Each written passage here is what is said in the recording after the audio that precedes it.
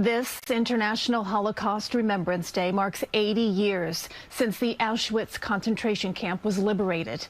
Jennifer McLogan brings you the emotional story of one local woman and also one of the few remaining survivors. I'm at the age of 93.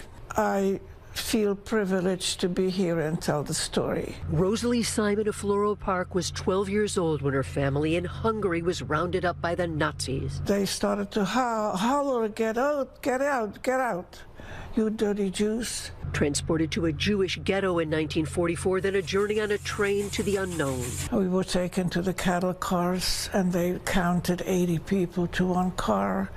I was the 81st person, and I was moved to another car away from my family. The train was bound for Auschwitz. They opened the doors. There was chaos. SS guards marched the men away. Selection began for the females. What the new arrivals didn't know. To the left meant the crematorium, the gas chamber, and the right meant labor. Rosalie and her mother were sent to the left when she heard an announcement. All those people that are going to the left will receive more bread. Rosalie made a dash to bring her 4 older sisters to the so-called more bread line. And I just let go of my mother's hand. You never saw her again? I never saw her again. Rosalie had survived certain death. Months later, she came face to face with the notorious Dr. Joseph Mengele. I was known as inmate number 20,629.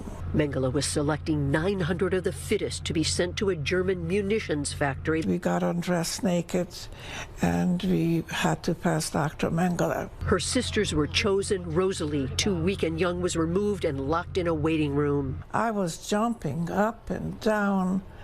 "Let me out. I want to live, please." A kind worker observed this and secretly helped Rosalie into the train with her sisters. I can't tell you the way I felt that I'm leaving this burning hell.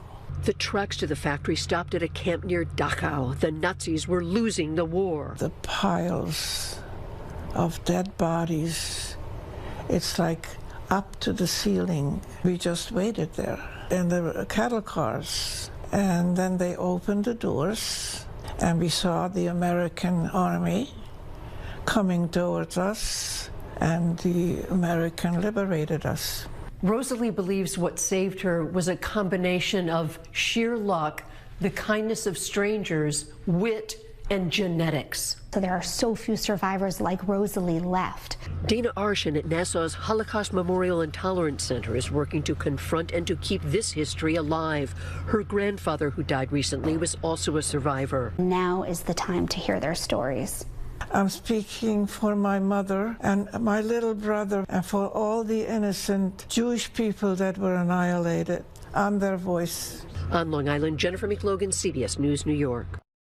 Rosalie's father and 4 sisters made it out alive, and Rosalie has made it her life's mission to make sure people know the truth about the Holocaust.